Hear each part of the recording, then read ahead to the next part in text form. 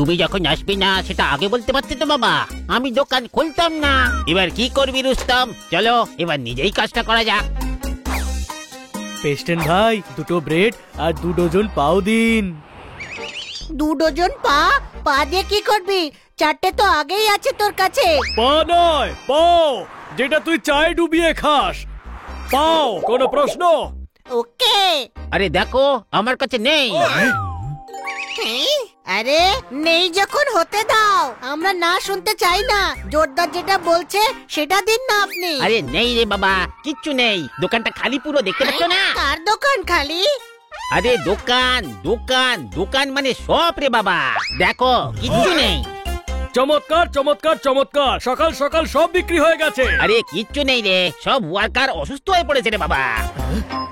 আরে ভাই, ম্যাডামের টি পার্টির কি হবে রুস্তম বাবু?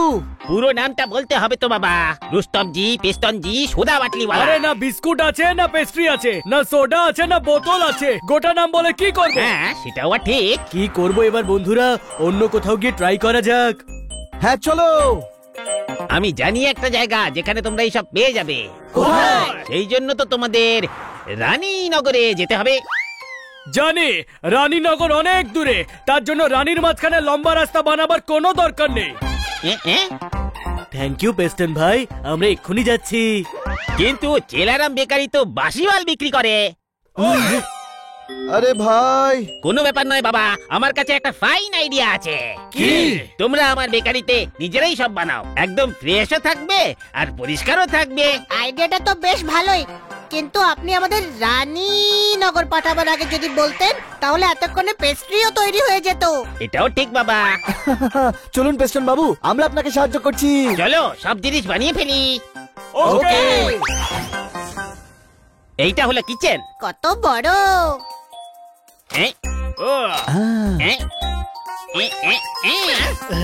ওই পা, এবার আমি কেক আর বিস্কিট বানাতে শিখে যাব, আর যখনই ইচ্ছে করবে বানিয়ে বানিয়ে খাবো।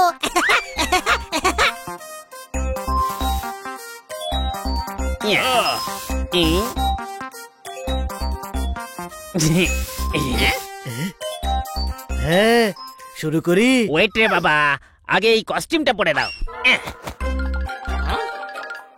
এটা কি? এটা বেকারিতে হাইজিনিক ভাবে খাবার বানানোর কস্টিউম রে বাবা।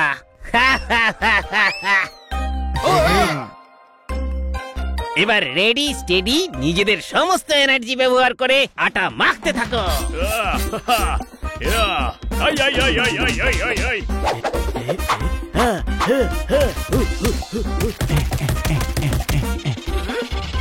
আটা যত গায়ের জোর দিয়ে মাখতে পারবে তত ভালো হবে বিস্কিট আর কুকিজ। আই, ওই মা, এই কাজে তো অনেক পরিশ্রম দেখছি, খুব গরম লাগছে।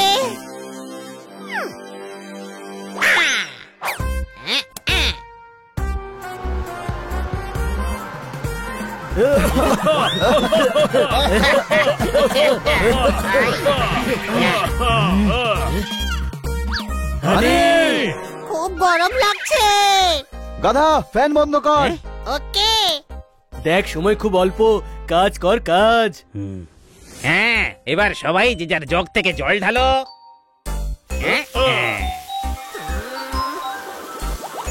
হাই, এ তো আটা সমুদ্র হয়ে গেল। আরে এটা কি করলে রে বাবা? আপনিই তো বললেন সবাই এক এক জগ করে জল ঢালো। আরে আরে বাবা, পুরোটা তো শুনবে। আমি বলেছিলাম সবাই নিজের জগ থেকে জল ঢালো রে বাবা। এবার কি করব? দাঁড়াও, আরো আটা দিই বাবা। ওকে। এবার চলো আটা মাখো। আরো শক্ত করে মাখো রে বাবা। পুরো মাসের এক্সারসাইজ করে নিলাম, এবার খিদে পেয়েছে। এসো একটু আখরোট খাওয়া যাক। পোপট,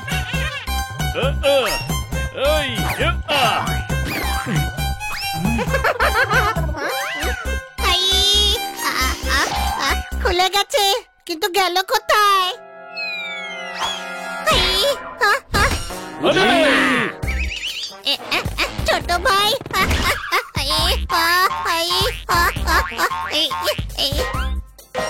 ছোট ভাই, আমি আটকে গেছি। ছিঁড়ে বার করো, ওর পায়ে আটা আটকে গেছে। না, আমার পা ছিঁড়ে দিও না। আরে পা নয় রে বাবা, আটার তালটাকে ছিঁড়তে হবে। আইডিয়া। হাই, হাই, ওই মা আমাকে সেই ব্যথাই দিলে। হাই। আরে এটা বেকারি কম আর সার্কাস বেশি মনে হচ্ছে রে বাবা। সরি পেস্টন বাবু। পেস্টন ভাই, এবার আমরা আর কোনো গন্ডগোল করব না, শুধু কাজ করব। হানি বাবা, এবার এতে কৌটো থেকে গুঁড়ো চিনি ঢাল আর ডোনাটস বানা। আর বানি বাবা, তুই তোর আটাটা নিয়ে বিস্কুটের ছাঁচে ঢাল। হ্যাঁ, আর আমি ব্রেড বানাচ্ছি। ওকে, তোমরা এইসব কাজ করো, আমি একটু বাইরে থেকে ট্রে নিয়ে আসছি। গুঁড়ো চিনি কোথায় রেখেছে? এটাও চিনি বলে মনে হচ্ছে না, কিন্তু খুঁজতে হবে। ওই তো ওটা, কিন্তু দুটো ডিব্বায়। কোনটা নেব তাতে কি যায় আসে, দুটোতে চিনি মনে হচ্ছে। পেয়ে গেছি গুঁড়ো চিনি।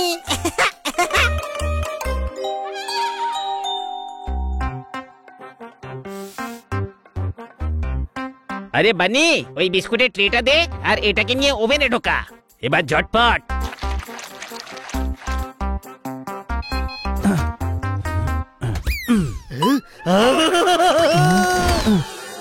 সরি সরি সরি ভাই, সরি। এত চিৎকার করছিস কেন? ওভেন অফ ছিল, লেট জ্বলেনি তোর। দরজায় আটকে গেছিল তো, ব্যথা পাবো না নাকি? চলো চলো, বেঁচে গেছো, বেশি তো লাগেনি। এবার তোমরা বাইরে যাও, এইসব বেক হতে অনেক সময় লাগবে রে বাবা। ওকে পেস্টন ভাই। হানি বানি জোরদার পোপাট। হ্যাঁ, ওয়াও। এসব বাবা আমরা বানিয়েছি। বানিয়েছি। হ্যাঁ রে বাবা, এবার শুধু কেক আর পেস্ট্রির ওপর আইসিং করতে হবে। আমার জিভে জল চলে এসেছে। জল তো আমার মুখেও আসছে, কোনো প্রশ্ন? কিন্তু এসব পার্টির জন্য চল আইজিং করা যাক। এর থেকে ক্রিম বেরোচ্ছে না তো, কোনো প্রশ্ন? এই, এই, এতে হাসার কিছুই হয়নি। আমি টেস্ট করে দেখছিলাম যে ক্রিম টেস্টি কিনা।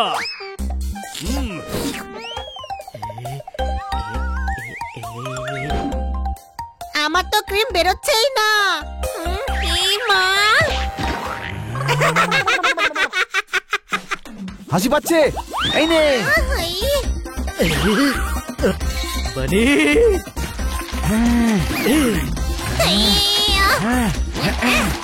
এরা তো দেখছি পেস্টন ভাইয়ের বেকারিকে নোংরা করেই ছাড়বে।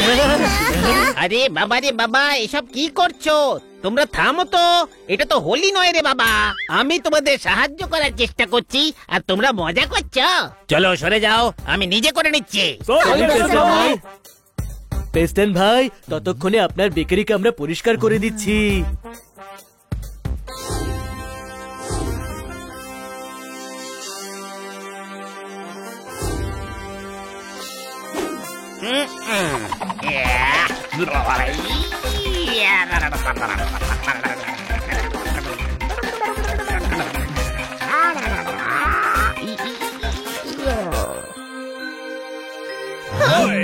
সব কিছু রেডি হয়ে গেছে রে বাবা, যাও নিয়ে যাও। থ্যাংক ইউ পেস্টন বাবু, আমাদের এগুলো বানানোর সুযোগ করে দেওয়ার জন্য। সবকিছু খুব টেস্টি মনে হচ্ছে। প্রতিবারের মতো এইবারও আপনার বেকারির জিনিসের জন্য আমাদের পার্টির আরো শোভা বেড়ে যাবে। কোনো প্রশ্ন? বাচ্চারা, তোমাদেরকেও ধন্যবাদ। তোমাদের জন্য আজ আমার বেকারিতে কিছু ব্যবসাও হবে। All the best. ও কাটকার, খুব সুন্দর পার্টি দিয়েছো তুমি। Thank you.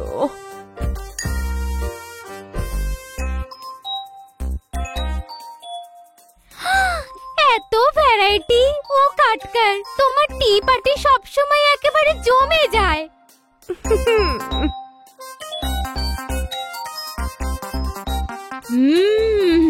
ওয়াও, এই বড়া তো ভীষণ টেস্টি। হ্যাঁ? এটা বিন্দু বড়া নয়, ডোনাট। এটা শুধু বড়া, টেস্ট করে দেখো। এটা তো ডোনাটস, কিন্তু নোনতা কেন?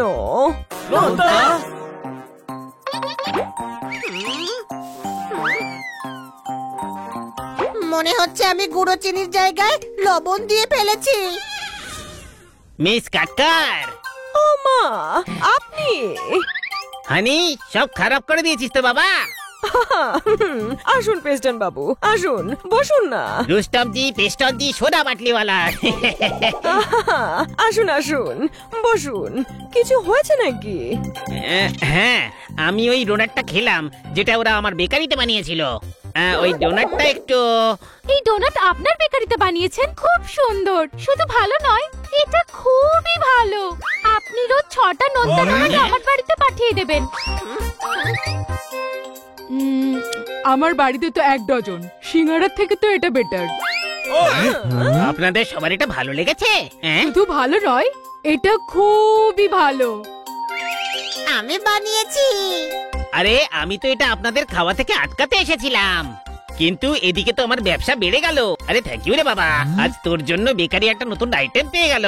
আই লাভ ইউ রে বাবা। You are welcome. কালকেও যাবো বেকারিতে, এরকম কেক পেস্ট্রি সব বানিয়ে দেবো।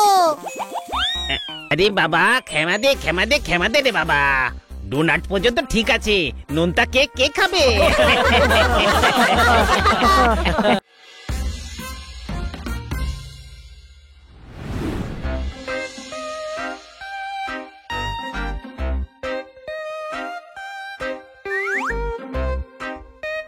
চলো কিটি, সবজি কেনা যাক।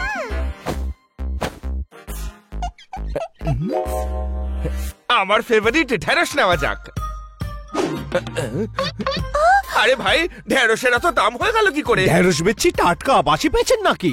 2 পয়সা না লাভ করলে বাচ্চাদের খাওয়াবো কি? টমেটোর তো দেখছি লাট লাগিয়ে রেখেছো, তুমিও তো দেখছি ছড়ায় কথা বলছো। অর্গানিক সবজি, সার আছে থরি। আর ছড়া বানানোটা কি কারোর একার জমিদারি? দামি কথা বললে ভাবতে হবে, দাম তো তোমায় কম করতেই হবে। বাহ স্যার, দারুন দারুন। পৃথিবী উল্টে যাক, শেষ হয়ে যাক দম, তবু এই সবজির দাম হবে না কম। স্যার, উপযুক্ত জবাব দিন। Come on sir. কিসের এত তোমার অহংকার শুনি? বলুন বলুন, শুনছি তো। স্যার, এরপর তো বলুন। কি যে বলি কিটি, পরের লাইনটা মাথাতেই আসছে না। কিসের তোমার এত অহংকার? অহংকার শুনি কিছুই মাথায় আসছে না। কিটি, মাথা কাজই করছে না। টেনশন করবেন না, কিছুক্ষণ পর ঠিক হয়ে যাবে। কখন হবে? কাল টিভিতে আমার ইন্টারভিউ, সেখানে আমায় নতুন ছড়া শোনাতে হবে। কালকের দিন আসতে অনেক দেরি আছে, আপনি বাড়িতে চলুন। চলে যাচ্ছেন কেন দাদা? ভেন্ডি কিনুন, পড়ে আছে গাদা। আরে তুমি ভেন্ডির কথা বলছো? তারপর আরে পরের লাইন তো কিছুতেই মাথায় আসছে না গুরু। আমার লক্ষ্য কখনো ভুল হয় না। আবার কেমন গেম? এবার আমার পালা।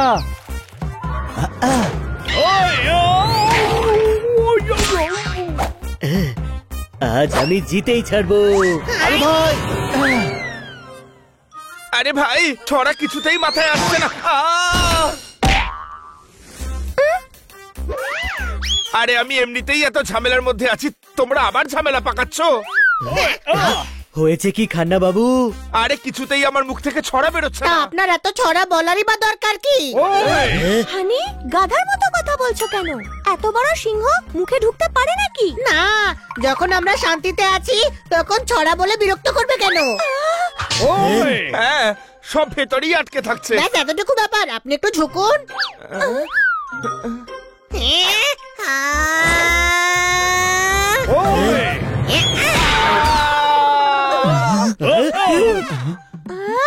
কি করছোটা কি? আটকে পড়া ছড়া বের করছি। আমার গলায় আটার বীজ আটকে গিয়েছিল, বানি এভাবেই বের করেছিল।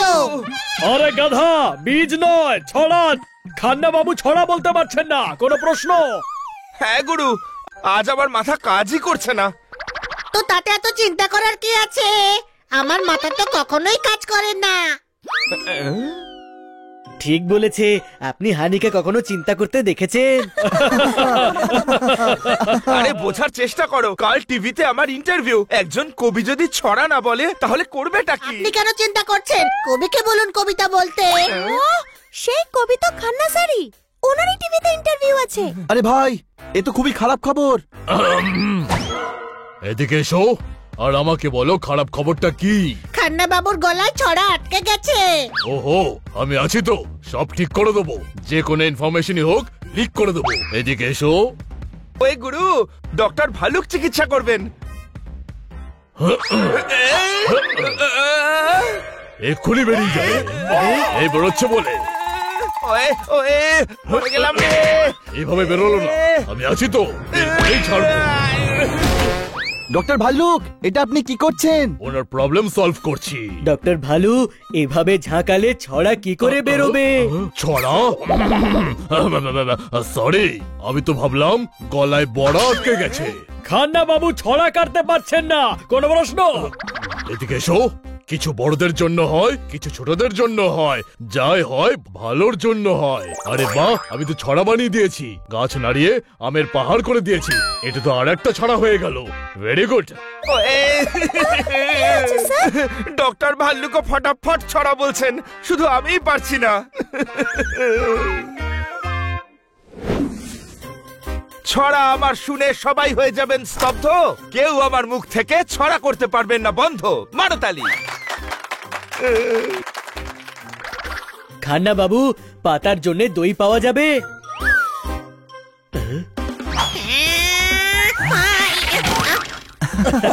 আমার পদ আটকালি কেন? ওপরে উঠে দেখা।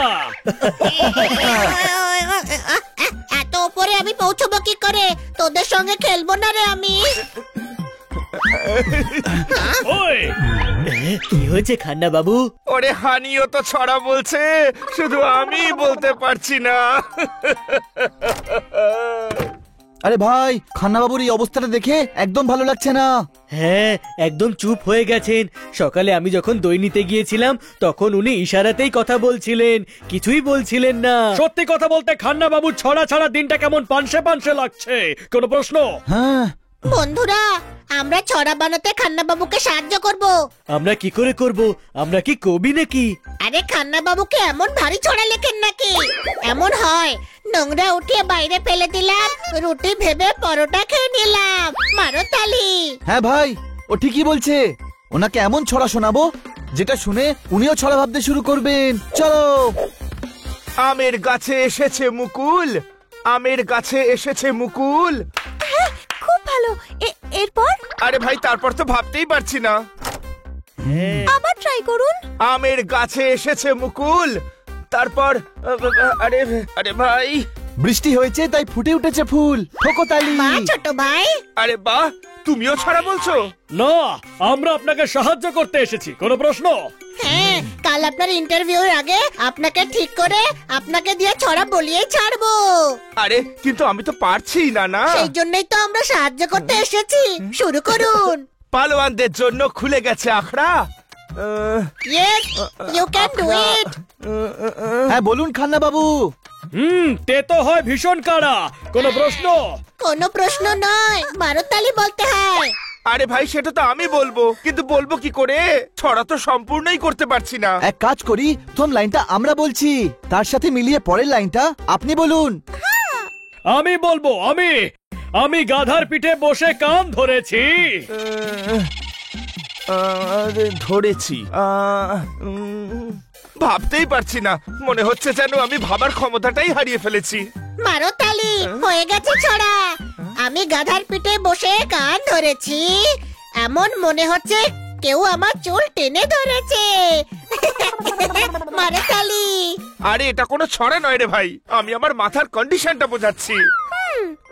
আমি শুনেছি শীর্ষাসন করলে মাথার ব্লাড সার্কুলেশন বেড়ে যায়। কিন্তু আমি মাথা নিচে দিয়ে দাঁড়াতে পারবো না। আমরা সাহায্য করব আপনাকে। ওই গুরু, মনে হচ্ছে আমার পেট মুখে চলে এসেছে। আমার হাত। কিটি। পোপট, সামলাতে পারলি না কেন খান্না বাবুকে? আমি সামলাবো। কোথায় এই মিস্টার খান্না আর কোথায় এই স্বরূপ পাখনা? আপনি শুয়ে আছেন কেন? চলুন, এটা শুয়ে থাকার সময় নয়, এবার আপনাকে ছড়া শোনাতে হবে। আরে ভাই, আমাকে তো একেবারে চিড়ে চ্যাপটা করে দিলে। কি করে ভাববো আমি ছড়া এই অবস্থায়? শীর্ষাসন করে লাভ নিশ্চয়ই হয়েছে, একটা ছড়া ট্রাই করুন। আরে আগে আমাকে বুক ভরে শ্বাস তো নিতে দাও। তোমার শীর্ষাসন তো আমাকে আসনে বসার অবস্থাতেই রাখেনি। আমন্ড মগজের জন্য উপকারী, এনাকে আমন্ড খাওয়ানো যাক। এর তেল দিয়ে মাথায় মালিশ করা হয়। ওকে। ছড়াই বানাতে পারছি না গুরু, কালকে ইন্টারভিউতে কি বলবো? বাদাম এত খাওয়াবে যে মগজের দরজা খুলে যাবে। স্যার, আপনি বসে পড়ুন, আপনার মাথায় তেল লাগিয়ে দিচ্ছি। হানি, তুমি বাদাম খাও। ওকে, আমি এত বাদাম খাওয়াবো যে খান্না বাবু কখনো ছড়া ভুলবেন না। ও না না, খাও খাও, যত বাদাম ভেতরে যাবে তত ছড়া বাইরে আসবে। খাও।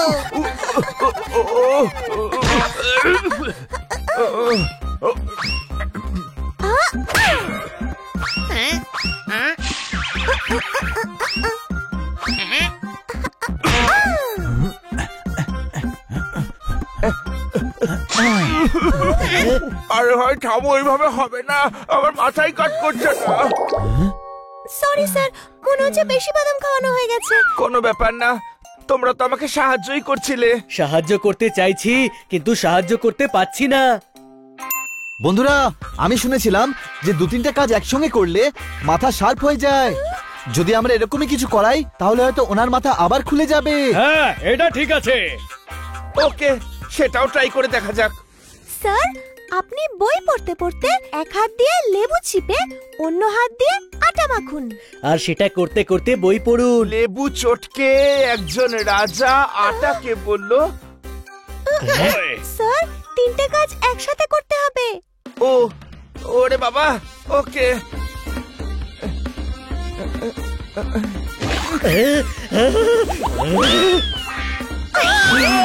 বাঁচাও! ছোট ভাই, কিছু দেখতে পাচ্ছি না।